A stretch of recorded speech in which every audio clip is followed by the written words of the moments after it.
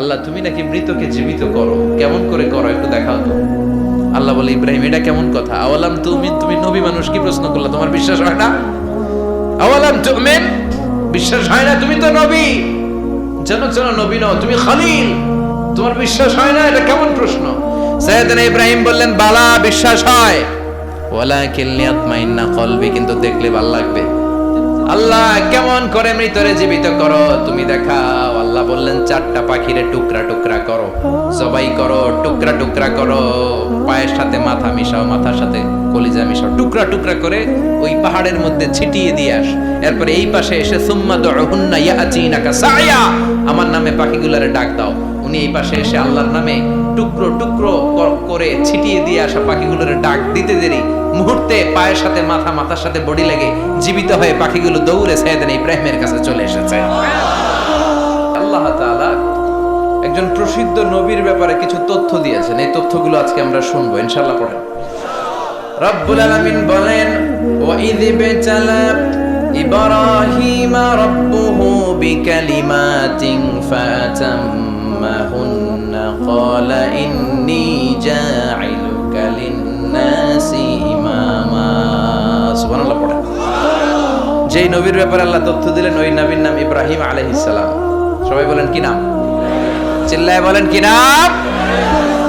আল্লাহ বলেন, নবী স্মরণ করুন সেই সময়ের কথা যখন আমি আমার খলিল ইব্রাহিমকে অনেকগুলো বিষয়ে পরীক্ষা করেছিলাম, আর আমার খলিল ইব্রাহিম প্রতিটা পরীক্ষায় গোল্ডেন এ প্লাস পেয়েছে।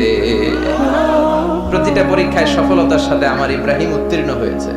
আর ফলাফল স্বরূপ আমি বলেছি, ইন্নী জাঈলুকা লিন-নাসি ইমামা। ইব্রাহিম, এতগুলো কঠিন পরীক্ষা নিলাম, একটাও ফেল মারলাম না, সবগুলাই পাস। যাও, এর বদৌলতে তোমার আমি গোটা বিশ্বের মানুষদের ইমাম বানায় দিলাম। ইমাম মানে নেতা। ইমাম মানে কি? নেতা। নেতা হওয়া এত সহজ না। আগুনে পুড়িয়ে পুড়িয়ে যেমনি খাঁটি সোনা বানানো হয়, তেমনি কষ্টি পাথর দিয়ে যাচাই করে করে, পরীক্ষা করে করে আল্লাহ তাআলা সাইয়েদনা ইব্রাহিমকে এই মর্যাদার আসনে বসিয়েছেন। আল্লাহ বলে, অনেকগুলো পরীক্ষা আমি নিয়েছি সাইয়েদনা ইব্রাহিমকে। আল্লাহ যারে পছন্দ করে বেশি তার জীবনে পরীক্ষাও। বিশ্বনবী বলেন, আশাদ্দুন নাসি বালাআন আল আম্বিয়া। এই দুনিয়ার বুকে সবচাইতে বেশি পরীক্ষা নেয় আল্লাহ নবীদের। সুম্মাল আমসাল ফাল আমসাল, তারপরে সিদ্দিকিনদের, তারপরে শুহাদাদের, তারপরে সালিহিনদের। ইবতালার রাজুলু আলা হাসাবি দীনিহি, যেই ব্যক্তির দিনদারি বেশি তার জীবনে পরীক্ষাও। বিশ্বনবীর আল্লাহ সান্ত্বনা দিচ্ছেন, নবী ওরা আপনারে গণক বলে, ওরা আপনারে জাদুকর বলে, ওরা আপনারে কবি বলে, ওরা আপনারে পাগল বলে, কিন্তু আপনি হতাশ হবেন না। একটার পর একটা পরীক্ষা আপনার উপর চেপে বসেছে, এগুলো দেখে ভয় পাওয়ার কোনো কারণ নাই, কারণ মুমিন ভয় পায় না। চিল্লায় এখন ঠিক কিনা? ও নবী, আপনি বিচলিত হবেন না, হতাশ হবেন না। আপনার আগে যেই নবীরা ছিল তাদের জীবনেও পরীক্ষা ছিল কি ছিল না? আমি আমার খলিল ইব্রাহিমকে অনেকগুলো পরীক্ষা নিয়েছি, প্রতিটা পরীক্ষায় সাইয়েদনা ইব্রাহিম পাস করেছে। বিশ্বনবীকে আল্লাহ সান্ত্বনা দিচ্ছেন। সুবহানাল্লাহ। পড়েন। বিশ্বনবী হতাশ হবেন না। ডোন্ট বি স্যাড, লা তাহজান, নেভার লুজ হোপ। ও নবী, আশা হারাবেন না। আপনার উপর যেমন পরীক্ষা আছে, সাইয়েদনা ইব্রাহিমের উপরও পরীক্ষা ছিল। সবার উপর আমি পরীক্ষা নেই। আপনারে ওরা কবি বলে গালি দেয়, গণক বলে গালি দেয়, জাদুকর বলে গালি দেয়, পাগল বলে গালি দেয়। যুগের ব্যবধানে এই গালিগুলো আছে, কিন্তু নামগুলো চেঞ্জ হয়েছে। চিল্লা এখন ঠিক কিনা? এখন আমাদেরকে কবি বলে না, গণক বলে না, পাগল বলে না, এখন আমাদেরকে বলে কাঠ মোল্লা, এখন বলে রাজাকার, এখন কয় যুদ্ধাপরাধী। গালি আছে না নাই? গালির ভার্সন চেঞ্জ হয়, ট্যাগ লাগানোর সিস্টেম চেঞ্জ হয়, কিন্তু ট্যাগ আছে না নাই? আল্লাহ নবীর সান্ত্বনা দিয়ে বলে, নবী ভয় পাবেন না, চিন্তিত হবেন না। আপনার যেমনি পরীক্ষা আমি নিচ্ছি, সাইয়েদনা ইব্রাহিমের আমি পরীক্ষা নিয়েছি। আর প্রতিটা পরীক্ষায় আমার Ibrahim Khalil golden A plus, first class first, global award পেয়েছে। আর এর ফলাফল হিসেবে আমি ইব্রাহিমকে বলেছি, ইব্রাহিম তোমার আমি নেতা বানাই দিলাম। Allah put Sayyidina Ibrahim in some test. In some test. Everyone has to face test. প্রত্যেককেই টেস্ট এন্ড ট্রায়াল, পরীক্ষার সম্মুখীন হতে হয়। And Sayyidna Ibrahim successfully overcome all the tests. Allah said, Ibrahim, I'm gonna make you the leader. সুবহানাল্লাহ পড়ে। একটার পর একটা পরীক্ষা আল্লাহ নেয়ার পরে যখন দেখলেন একটা তো ফেল করে না, আল্লাহ খুশি হয়ে বললেন, যাও, ইন্নী জাইলুকা লিন-নাসি ইমামা। ইব্রাহিম, আমি মুত্তাকিনদের জন্য, গোটা বিশ্বের মানুষদের জন্য তোমার ইমাম বানায় দিলাম। কত পরীক্ষা যে উনি ওনার জীবনে দিয়েছেন, কত কঠিন রাস্তা যে তিনি পাড়ি দিয়েছেন তার কোনো শেষ নাই। সর্বপ্রথম পরীক্ষা ছিল ইলকাউহু ফিন্নার, অগ্নি পরীক্ষা। কি পরীক্ষা? নমরুদ বলল, ইব্রাহিম ঈমান ছেড়ে দাও, তাহলে জানে বেঁচে যাবা, নাইলে আগুনে ফেলবো। সাইয়েদনা ইব্রাহিমের এক কথা, জীবন যাবে কিন্তু ঈমান যাবে না। ঈমানের পথে অবিচল থেকে আমার মরণ যেন হয়, তোমারই কাছে মিনতি আমার, তোমারই কাছে মিনতি আমার। মহামহিম দয়াময়, ঈমানের পথে অবিচল থেকে আমার মরণ যেন হয়। পড়ে না আর জোরে পড়ে না আমিন। নমরুদ বলে, ঈমান ছেড়ে দাও, তা না হলে আগুনে ফেলবো। সাইয়েদনা ইব্রাহিম বলে, জীবন যাবে কিন্তু ঈমান যাবে। তার মানে আগুনের পরীক্ষায় পাস। চিল্লায় বলেন, আগুনের পরীক্ষায়। পরীক্ষা নাম্বার 2, একটার পর একটা পরীক্ষা নিতে আল্লাহ শুরু করলেন। আল্লাহ বললেন, ইব্রাহিম যাও, কলিজার টুকরা সন্তানকে আর হাজারকে, আমরা ওনারা ডাকি বিবি হাজরা, আমরা কি ডাকি বাংলাদেশে, আসলে নাম কি হাজার, যাও তোমার স্ত্রী হাজারকে আর ইব্রাহিমকে মক্কার ধুধু প্রান্তরে ফেলে দিয়ে আসো।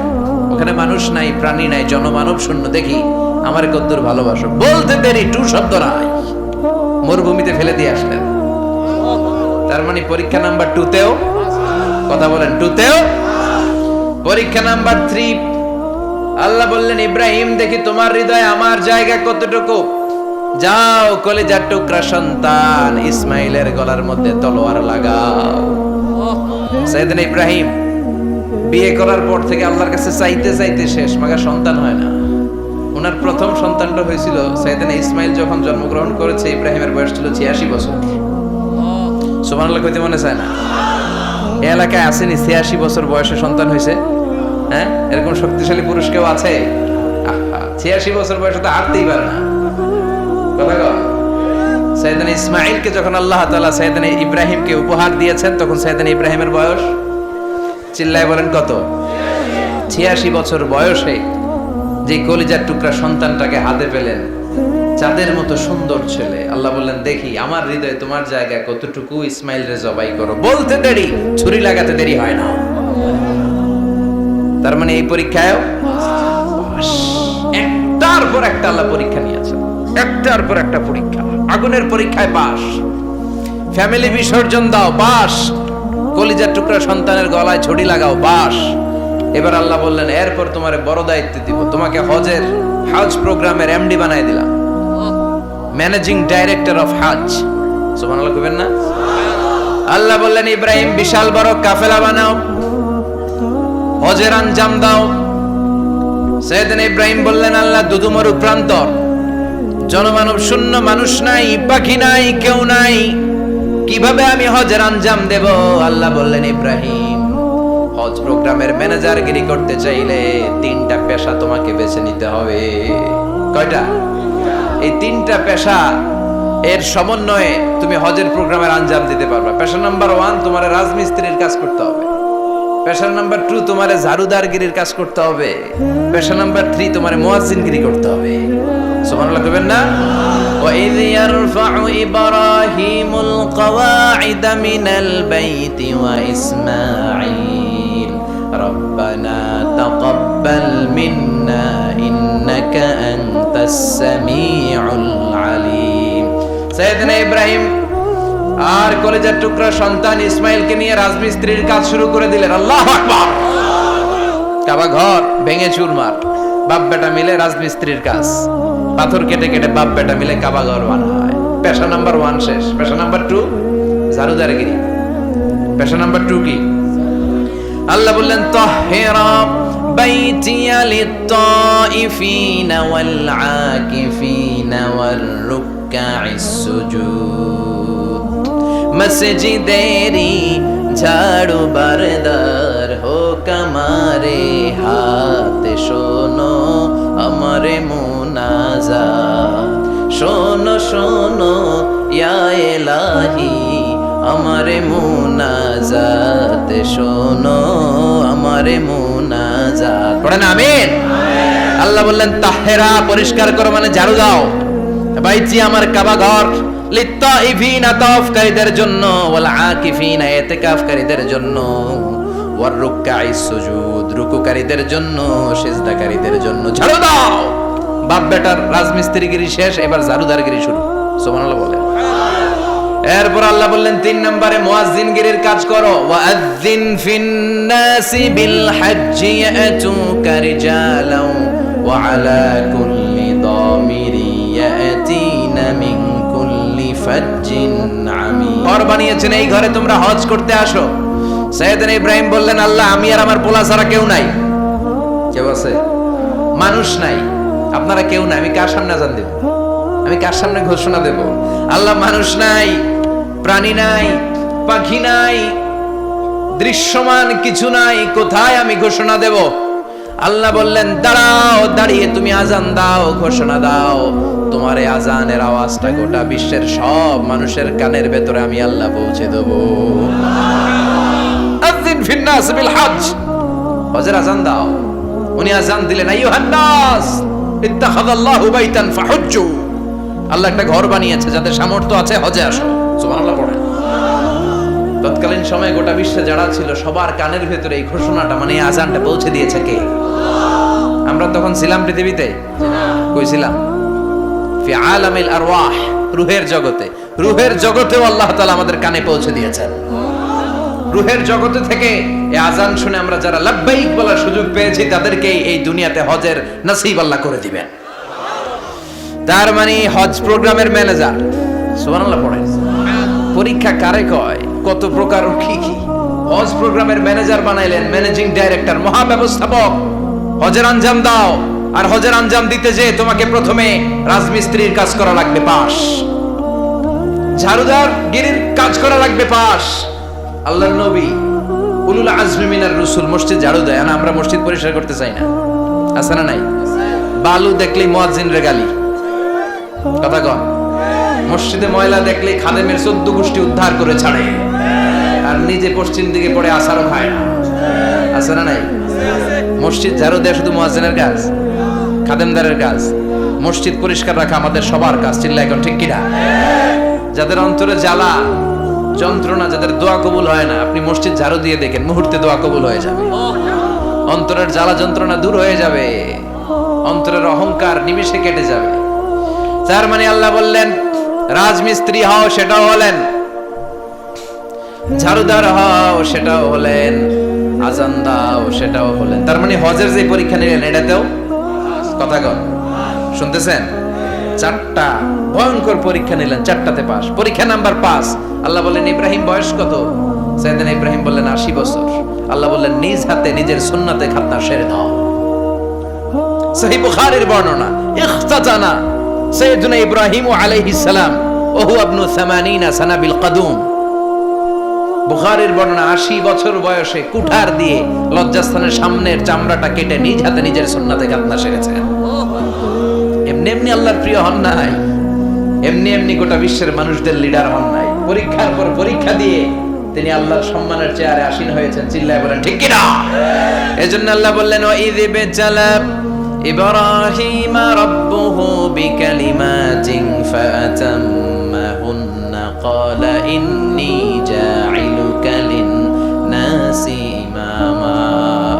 ও নবী স্মরণ করুন সেই সময়ের কথা যখন আমি আমার খলিল ইব্রাহিমকে অনেকগুলো পরীক্ষা নিয়েছিলাম, আর প্রতিটি পরীক্ষায় আমার খলিল সফলতার সাথে উত্তীর্ণ হয়েছিল। ফলাফল স্বরূপ আমি ইব্রাহিমকে জানিয়ে দিলাম, যাও ইব্রাহিম গোটা বিশ্বের মানুষের জন্য তোমার নেতা বানাইয়া দিলাম। যিনি আমাদের নেতা, leader of the all human being on earth. পৃথিবীতে যারা আছে সবার নেতা, চিল্লায় এখন ঠিক কিনা? এত বরকতের মানুষ, এত বরকতের ফ্যামিলি, ওনার ফ্যামিলি যেখানে তাকিয়েছে ওইখানে বরকত, যেখানে পা লেগেছে ওইটা বরকত। যেই মাটিতে হাত দিয়েছে মাটিটারে সোনা বানিয়ে দিয়েছে কে? সৈয়দনা ইব্রাহিমের পা লেগেছিল একটা পাথরে, ওই পাথরটারে মুসল্লা বানিয়ে দিল কে? ওয়াত্তাখিযু মিন মাকামি ইব্রাহিম মুসাল্লা। আল্লাহ বললেন ইব্রাহিমের দাঁড়ানোর জায়গার পাথরটারে তোমরা মুসল্লা বানিয়ে নাও। হজ করছেন কারা কারা দেখি, অথবা উমরা? আরো বাড়ছে উমরা করতে, মাশাআল্লাহ। যাদের হাত ওঠে নাই এরাও যেন আল্লাহ অতি শীঘ্রই হজ করতে পারে, উমরা করতে পারে। আরে কি বরকতের জায়গা, আল্লাহ বারবার নসিব করো তুমি। কি বরকতের জায়গা, প্রতিদিন 120টা রহমত নাজিল হয় এই কাবা ঘরকে কেন্দ্র করে। সিত্তুন আলী তাইফিন, 60টা রহমত যারা খালি তাওয়াফ করে। এই তাওয়াফের ইবাদতটা ওই জায়গা ছাড়া পৃথিবীর কোথাও করা যায়? কথা বলেন। এজন্য 60টা রহমত যারা তাইফিন তাওয়াফ করে, আর বাঈনা লিল মুসাল্লিন, আর 40টা রহমত যারা কাবা ঘরে নামাজ পড়ে। 40 আর 60 100, বাকি রইল কয়টা? ওয়াল 20 লিন-নাযিরিনা ইলাল কাবা। বাকি 20টা যারা তাওয়াফও করে না, সালাতও পড়ে না, খালি কাবা ঘরের দিকে তাকায় থাকে। কাবা ঘরের দিকে ফেল করে তাকায় থাকলো, আমলনামায় 20টা রহমত নাজিল করে কে? এত বরকতের ফ্যামিলি। সৈয়দনা ইব্রাহিম সন্তান হলো ইসমাইল, স্ত্রীর নাম হাজার। 3 জনের ফ্যামিলি, চিল্লায় বলেন কয়জন? এই 3 জনের ফ্যামিলির এত বরকত, যেই জায়গায় হাত লেগেছে জায়গাটারে বরকতময় করেছে কে? যেখানে পা লেগেছে বরকত দিয়ে ভরে দিয়েছে কে? সৈয়দনা ইব্রাহিম রাজমিস্ত্রিগিরি যখন করতেছিলেন, বানাতে আর নাগাল পায় না। আল্লাহ বলে এই পাথরটার উপরে দাঁড়াও। উনি দাঁড়ালেন, এবার যতটুকু উপরে ওঠা লাগে পাথরটা অটোমেটিক্যালি উপরে উঠে যায়, যতটুকু নামা লাগে অটোমেটিক্যালি নিচে নেমে যায়। পৃথিবীর কোন পাথরে আপনি ইচ্ছা মতো লাথি মারলে ওখানে পায়ের দাগ পড়বে? সৈয়দনা ইব্রাহিম ওখানে দাঁড়ানোর সাথে সাথে উনার ফুটপ্রিন্ট পাথরের মধ্যে লেগে যায়। কাবা ঘরের পাশে গোটা বিশ্বের মানুষের কাছে চিরম্লান করার জন্য, চিরস্মরণীয় করে রাখার জন্য কাবা ঘরের পাশে আল্লাহ পাথরটার স্থান দিয়েছেন। মাকাম ইব্রাহিম, বিশ্বনবী তাওয়াফ করার পরেই ওই জায়গায় 2 রাকাত নামাজ পড়তেন। আপনারাও যারা হজ উমরা করবেন, তাওয়াফ করার পরেই মাকাম ইব্রাহিমে 2 রাকাত সালাত পড়া সুন্নাত। তার মানে পা লাগছে, ওইটা হয়ে গেছে আমগো মুসাল্লা। সৈয়দনা ইব্রাহিমের পা যেখানে লাগছে ওটা আমাদের কি? সুবহানাল্লাহ কইবেন না? আর ওনার ছেলের পা যে জায়গায় লাগছে ওটা হয়ে গেছে জমজমের কুয়া। ছোট্ট বাচ্চা ইসমাইলকে রেখে দিয়ে আমরা যারে বলি বিবি হাজেরা, আসলে হাদিসের ভাষায় হাজার, তিনি সাফা পাহাড় থেকে মারওয়া পাহাড়ে দিলেন দৌড়। কোথায় পানি নাই, মরুভূমির বালির মধ্যে সূর্যের তাপ যখন পড়ে যায়, মরিচিকার মতো ঝলসানির একটা দৃশ্য ভেসে ওঠে, মনে হয় সাগরের পানি, আসলে পানি নাকি। তিনি সাফায় যায়, যে দেখে পানি নাই, মারওয়াতে যায়, যে দেখে পানি নাই। পানির সন্ধানে হাজার আলাইহিস সালাম 7 বার 2 পাহাড়ের মাঝখানে দৌড়াদৌড়ি করলেন। ওই পাহাড়ের মাঝখানে এই মহিলার পায়ের ছাপ লেগে গেল। এই দৌড়াদৌড়িটা আরশের উপর থেকে আল্লাহ এত সুন্দর উপভোগ করেছেন। আল্লাহর কাছে এই মহিলার দৌড়াদৌড়িটা এত ভালো লেগেছে, কিয়ামত পর্যন্ত সব হাজীদের জন্য এই জায়গায় দৌড়াদৌড়িটা আল্লাহ ওয়াজিব করে দিয়েছে। এই জায়গায় দৌড়াদৌড়ি না করলে হজ হবে না, উমরা হবে না। এই দৌড়াদৌড়িটা, মহিলাটার স্যাক্রিফাইস, হৃদয়ের আবেগ আর ভালোবাসাটা আল্লাহর কাছে এত পছন্দনীয় হয়েছে, কিয়ামত পর্যন্ত আল্লাহ চান সবাই দৌড়াবে, আমি উপর থেকে দেখব। ওয়াজিব করে দিলেন। যার পা যেই জায়গায় লাগছে খালি বরকত। হঠাৎ কল আওয়াজ শুনতে পেলেন, সাফা মারওয়া থেকে দৌড়ে আসলেন কাবার কাছে। এসে দেখলেন ফেলে রাখা দুধের বাচ্চা ইসমাইলের পায়ের ধাক্কায় জমিন থেকে পানি বের হতে শুরু করেছে। কল আওয়াজ। ওনারা আরবি ভাষা জানতেন না। সাইয়েদনা ইব্রাহিম, ইসমাইল, হাজার এরা সুরিয়ানি ভাষার মানুষ ছিলেন। সুরিয়ানি ভাষায় উনি বসে পানি যাতে মরুভূমির বালুতে লেগে শুকিয়ে না যায়, বালু দিয়ে বাঁধ দিতেছে। আমরা বাঁধ দেই না পানি আটকানোর জন্য? দেখেন নাই মনে হয়? দেখেন নাই? পানি আটকানোর জন্য বাঁধ দেই আমরা। হাজার এসে বালু দিয়ে বাঁধ দিতেছে নিজে নিজে, আর নিজের সুরিয়ানি ভাষায় বলতেছে জাম জাম, মানে থাম থাম, পানি যাইস না তুই। জাম মানে কেফ, স্টপ থাম, আরে পানি চলে যাস না, থাম। ওনার মুখ নিঃসৃত এই ঝাম ঝাম শব্দ দুইটা আল্লাহ এত পছন্দ হয়ে